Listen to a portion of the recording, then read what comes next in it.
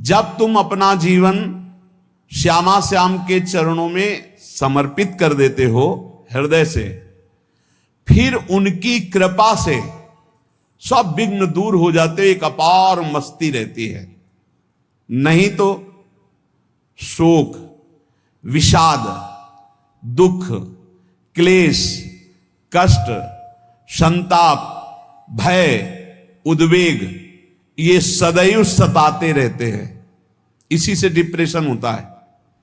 बार बार नकारात्मक चिंतन, शोक, विषाद, दुख, चिंता, क्लेश, संताप, भय, उद्वेग यही पूरे मानसिक स्तर को नष्ट कर देते हैं। उत्साहहीन जीवन हो जाता है। जब तुम श्यामा श्याम को समर्पित हो जाते हो तो ये सब प्रवेश भी नहीं करते, एक अपार मस्ती बनी रहती है। अब क्या होगा? श्यामा श्याम जो करेंगे वही होगा। श्यामा श्याम पता नहीं कैसा करे, नहीं, वो सदैव मंगल भवन है, वो जो करते महामंगल होता है। यह निश्चय उपासक के हृदय में आ जाना चाहिए।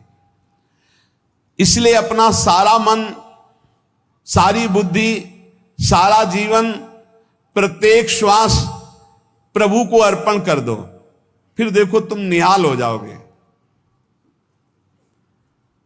दुख, शोक, विषाद, क्लेश, कष्ट, संताप, भय, उद्वेग ये उसी को व्यापते हैं जिसने अपने जीवन को प्रभु के चरणों में अर्पित नहीं किया।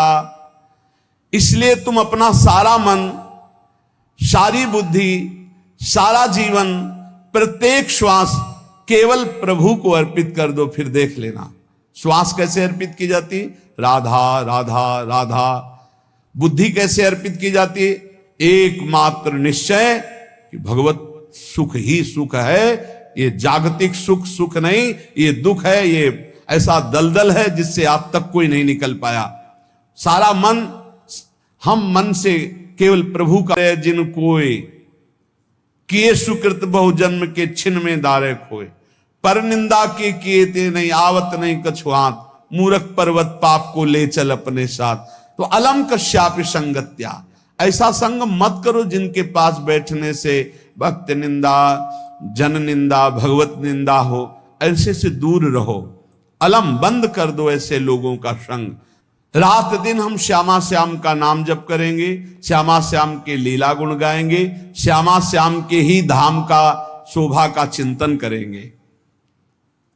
जब तुम अपना जीवन श्यामा श्याम के चरणों में न्यौछावर कर दोगे तो पूरा भार श्यामा श्याम ले लेंगे और तुम्हारे हृदय में मस्ती आ जाएगी। जो ऐसा निश्चयी होता है, दृढ़ निश्चयी, उसके अंदर दृढ़ विश्वास, तो उसके हर समय भगवान की स्फूर्ति होती रहती है। भारी प्रतिकूलता में भी भगवान का सानिध्य अनुभव होता है।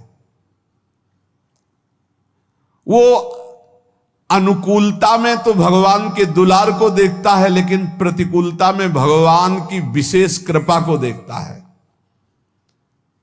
ये संयोग, ये वियोग, संसार की ये द्वंद्वमयी वृत्तियां भक्तों के हृदय में नहीं चुभती।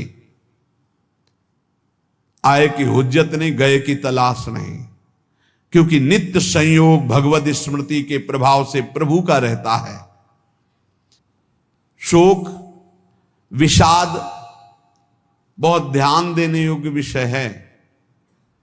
तभी लोगों को ऐसा लगता है कि ऐसा कैसे हो सकता है। भक्त के चरित्रों को जब सुनते तो लगता है ऐसा कैसे हो सकता है, ऐसी परिस्थिति में भी ऐसा कैसे हो सकता है। क्योंकि तुम मानसिक बुद्धि से युक्त हो और वो भागवतिक स्थिति से युक्त है, इसलिए तुम उसको पार पा ही नहीं सकते।